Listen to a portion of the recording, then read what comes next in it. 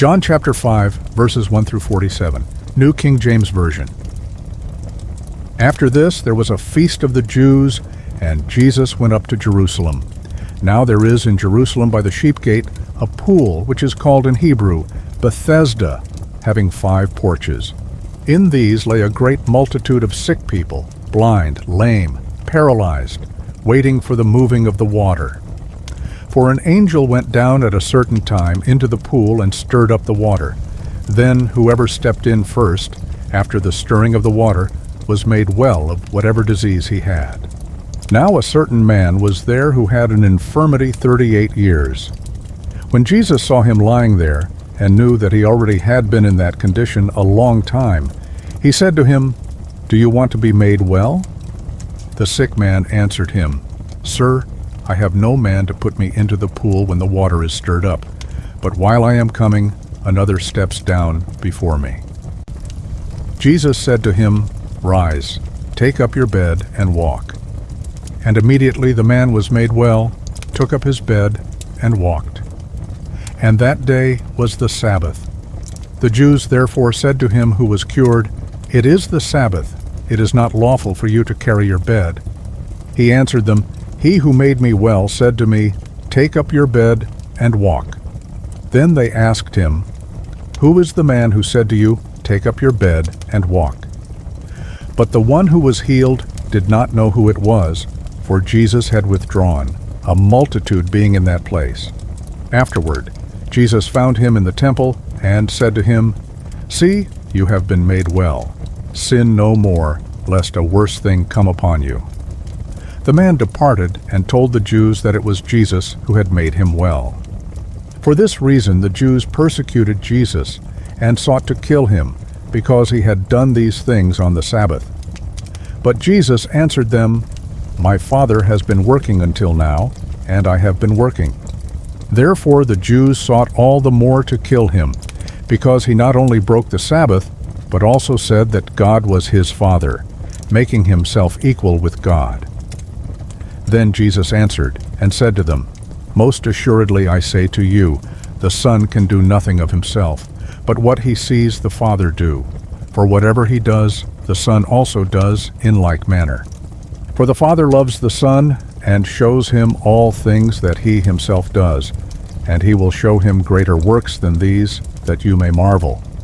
For as the Father raises the dead, and gives life to them, even so the Son gives life to whom he will. For the Father judges no one, but has committed all judgment to the Son, that all should honor the Son, just as they honor the Father. He who does not honor the Son does not honor the Father who sent him. Most assuredly I say to you, he who hears my word and believes in him who sent me has everlasting life, and shall not come into judgment, but has passed from death into life. Most assuredly I say to you, the hour is coming, and now is, when the dead will hear the voice of the Son of God, and those who hear will live. For as the Father has life in himself, so he has granted the Son to have life in himself, and has given him authority to execute judgment also, because he is the Son of Man. Do not marvel at this, for the hour is coming in which all who are in the graves will hear his voice, and come forth, those who have done good to the resurrection of life, and those who have done evil to the resurrection of condemnation. I can of myself do nothing.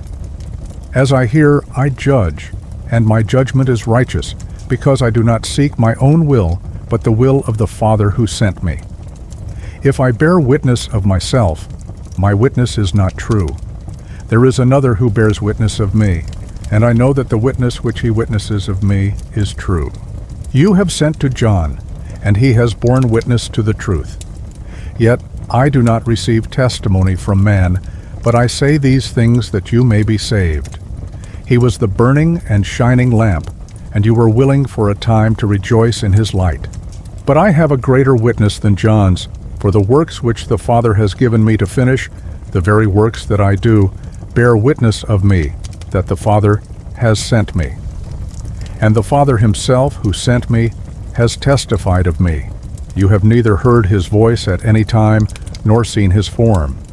But you do not have his word abiding in you, because whom he sent, him you do not believe. You search the Scriptures, for in them you think you have eternal life. And these are they which testify of me. But you are not willing to come to me that you may have life. I do not receive honor from men, but I know you that you do not have the love of God in you. I have come in my Father's name, and you do not receive me. If another comes in his own name, him you will receive. How can you believe who receive honor from one another and do not seek the honor that comes from the only God? Do not think that I shall accuse you to the Father. There is one who accuses you, Moses, in whom you trust. For if you believed Moses, you would believe me, for he wrote about me. But if you do not believe his writings, how will you believe my words?